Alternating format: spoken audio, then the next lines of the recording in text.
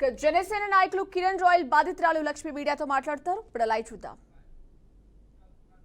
వీడియోలు చూపెట్టి రికార్డ్స్ మాకు ఏ సంబంధం లేదు అని చెప్పి నా దగ్గర తీపిచ్చుకున్న వీడియోస్ అన్ని అతను నన్ను బెదిరించి తీపిచ్చుకున్న వీడియోస్ అనడానికి సాక్ష్యాలు కూడా నేను ఆల్రెడీ ప్రొవైడ్ చేశాను. నేను నా పిల్లల్ని బయట వస్తే చంపేస్తాను, రోడ్లో రారా అని బెదిరించే స్థాయికి అతను దిగజారాడు.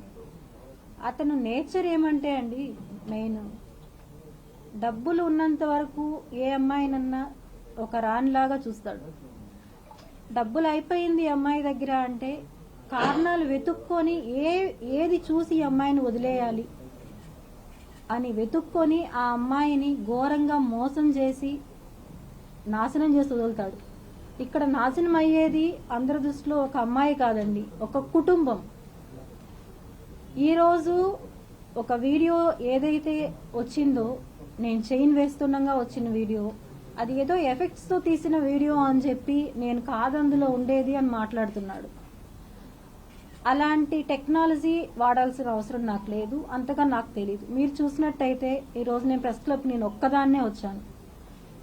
ఇంకా ఎన్నో అన్నారు, వైఎస్ఆర్సీపీ వాళ్ళ దగ్గర 20 లక్షలు క్యాష్ తీసుకుంటే ఎవరైతే మీడియా ముందుకు రారు అని. క్యాష్ తీసుకోవాల్సిన అవసరం నాకేముందండి? నేను నా 1,20 లక్షల కోసం నేను పోరాడుతున్నాను. నేను నా 25 సవర్ల బంగారు కోసం నేను పోరాడుతున్నాను. ఇవి మీరు కేవలం బంగారు డబ్బులు అనుకుంటున్నారు. ఇది నా పిల్లల భవిష్యత్తు. నా పిల్లల భవిష్యత్తు కోసం నేను పోరాడుతున్నాను. నేను ఈరోజు అతను మాట్లాడాడు కిలాడి లేడీ, అందుకని మేము 2013 నుంచి మా పక్కనున్నారు, చిట్లు వేశారు చుట్టుపక్కల అని. మీరు ఎవరైనా సరే మీడియా పరంగా కానీ పోలీసుల పరంగా కానీ ఎవరైనా కూడా ఆ చుట్టుపక్కల వెళ్ళి ఒకసారి ఎంక్వైరీ చేశారంటే అది యాక్చువల్గా మా అమ్మగారి ఇల్లు. అక్కడ చీటీలు అలాంటివి ఏమీ లేవు. మా నాన్న రిటైర్డ్ అయిన తర్వాత అక్కడ ఇల్లు కట్టుకున్న తర్వాత కిరణ్ రాయల్ అక్కడ ఇల్లు కట్టాడు. అలా అతనితో నాకు పరిచయం అయింది. అతను మాయ మాటలకు నేను మోసపోయాను. నేను తేరుకునేసరికి నా చేతిలో ఏమీ లేకుండా పోయింది. ఈరోజు అతను నన్ను ఎన్నో విధాలుగా నా పైన కేసులున్నాయి కిలాడి లేడీ అంటున్నాడు. కేసులు ఉండడానికి కారణం, కేసులున్నది వాస్తవం అండి, నేను చెప్తున్నాను. ఆ కేసులు ఎందుకున్నాయంటే అతనికి నేను చేసిన ట్రాన్సాక్షన్ వల్ల, అతను నాకు చేసిన మనీ ట్రాన్సాక్షన్ వల్ల 1,00,000 రూపాయలు అతని మనిషికే నా అకౌంట్ నుంచి వెళ్ళిన దానివల్ల అది కేసు అయింది. ఆ కేసులో ఉండేవాళ్ళు నాతో పాటు ఉన్న అతను కిరణ్ రాయల్ అనే వ్యక్తి దగ్గర పనిచేసే ఒక అబ్బాయి. అతను కూడా జనసేనకి ఇంతకుముందు వర్క్ చేశాడు. ఆ అబ్బాయి ఈరోజు ఆ అబ్బాయిని కూడా మ్యానిపులేట్ చేశాడు డబ్బులు ఇచ్చి. ఎన్ని చేసినా నిజం అనేది ఎప్పటికన్నా బయట రావాలి కాబట్టి నేను ఈరోజు మీకు చాలా చెప్పాలనుకుంటున్నాను నా వేదన. ఎందుకంటే ఒక అమ్మాయి బయట వచ్చి ఇలా చెప్పడం అనేది కుటుంబాలకు అందరికీ పరువు పోయిన ఇది నేను ఫేస్ చేశాను. ఎందుకంటే నాకు ఉన్న 2-3 కూడా నన్ను బ్లాక్ చేశారు. ఎందుకంటే నేను అందరు పరువు తీశాను అని వాళ్ళ ఉద్దేశంతో నన్ను బ్లాక్ చేయడం అనేది జరిగింది. అయినా పర్లేదు, ఎందుకంటే నా ఆపదలో నాకు ఎవరూ తోడు నిలబడలేదు. నా బిడ్డకి సర్జరీ అని చెప్పి కిరణ్ రాయల్కి నేను ఫోన్ చేసి నాకు డబ్బులు కావాలి ఎమర్జెన్సీ అంటే నానా మాటలు మాట్లాడి నా ఎంటీ చెక్ తీసుకొని 1 lakh రూపీ నాకు ఇచ్చాడు. ఇది ఎప్పుడంటే 1.5 month బిఫోర్. ఎంటీ చెక్, అది కూడా నేను ఎంటీ చెక్ ఇవ్వను అంటే లేదు ఎంటీ చెక్ కావాలి అని చెప్పి తీసుకున్నాడు. దానికి సాక్ష్యం అతనితో ఉండే వ్యక్తులే సాక్ష్యాలు, మా ఇంటి సీసీ కెమెరా ఫుటేజ్. ఆ తర్వాత అతను కాల్ చేసి నన్ను బెదిరించి చాలా అమానుషమైన మాటలు మాట్లాడి, ఇంటికి వస్తున్నాను, ఎవరిని పిలుచుకుంటావో పిలుచుకో, ఏం చేస్తావో చేసుకో అని చెప్పి బెదిరించి అరగంటలో మా ఇంటికి వచ్చి నన్ను దారుణంగా కొట్టాడు. కొట్టి అక్కడ మిద్ది పైన కెమెరా లేదు కాబట్టి ఆ ఫుటేజ్ నేను ఇవ్వలేకపోయాను. నేను కొట్టి తిరిగి అతను ఎంతో హుందాగా మా ఇంటి మెట్లు దిగి అతను వెళ్ళాడు.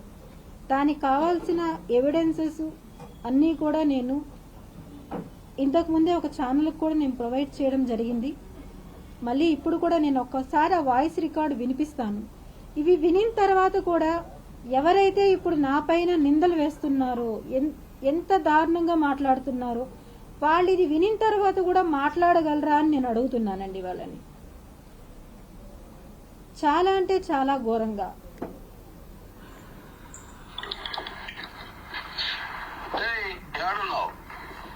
ఎందుకు కాల్ చేస్తున్నా?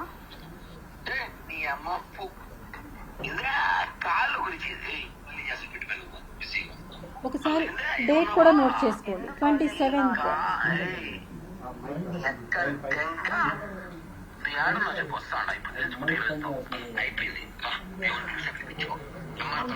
ఫోన్ చేసి రమ్మని చెప్పి వస్తున్నా.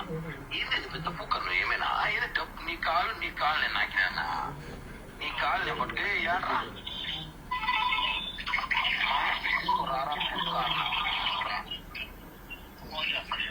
నువ్వు రారా పూక్క ఇంటికాడి లవడే కప్పల్ నా దగ్గర హలో ఏంది మీ నీ బాధ? ఇది నీ ఫోన్ పెట్టు కిరణ్, ఫస్ట్ నువ్వు ఇది ఫోన్ పెట్టు. ఇప్పుడు ఫోన్ పెట్టాను. ఇలా బెదిరించిన ఒక 20 minutesకే అతను మా ఇంటికి వచ్చి ఈ ఫుటేజ్ మీరు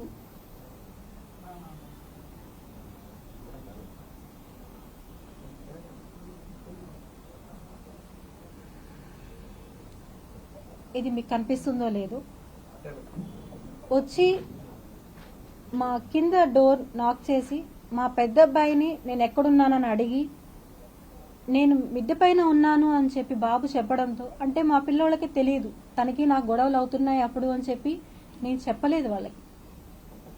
పెద్ద అబ్బాయి కింద ఉన్నాడు, చిన్న అబ్బాయి నాతో పైన ఉన్నాడు. అయిన వెంటనే వచ్చి నన్ను దారుణంగా కొట్టి తిరిగి అతను ఎంతో హుందాగా వెళ్ళిపోయాడు. అతను ఆ రోజు చెప్పినట్టు అడిగాడు, నాకు చెప్పాడు, ఏ పోలీసుని పిలుచుకుంటావో పిలుచుకో, ఎవరు వస్తారో రాని నేను చూసుకుంటాను అన్నాడు. ఏం చెయ్యలేరు నేను ఎవరొచ్చినాను. అతనికి ఆ ధైర్యం ఎలా వచ్చింది అంటే, అతను కాన్ఫిడెంట్గా చెప్తాడు, నా వెనకాల జనసేన ఉంది, పవన్ కళ్యాణ్ గారు ఉన్నారు, నాదెండ్ల మనోహర్ గారు ఉన్నారు నా వెనకాల ఎవరేమంటారు వాళ్ళని, వీర మహిళలు ఉన్నారు నా వెనకాల అంటున్నాడు. వీర మహిళలు పవన్ కళ్యాణ్ గారు, నాదెండ్ల మనోహర్ గారు, వీళ్ళందరూ కూడా అమ్మాయిల్ని మోసం చేయమని చెప్పి కిరణ్ రాయల్కి చెప్పారా? అమ్మాయిల్ని పవన్ కళ్యాణ్ గారు చాలా దృఢంగా చెప్పారు, ఎక్కడ ఆడపడుచు కష్టం వచ్చినా నేను నిలబడతాను అని. నేను 2 రోజులుగా పోరాడుతున్నాను. నిన్న ఒక నోటీస్ విడుదల చేశారు, పార్టీకి దూరంగా ఉండాలి కిరణ్ రాయల్ అని చెప్పి. అంతే తప్ప నాకు సపోర్టుగా ఇంతవరకు ఎవ్వరు కూడా ఒక్క కాల్ కూడా నాకు రాలేదు.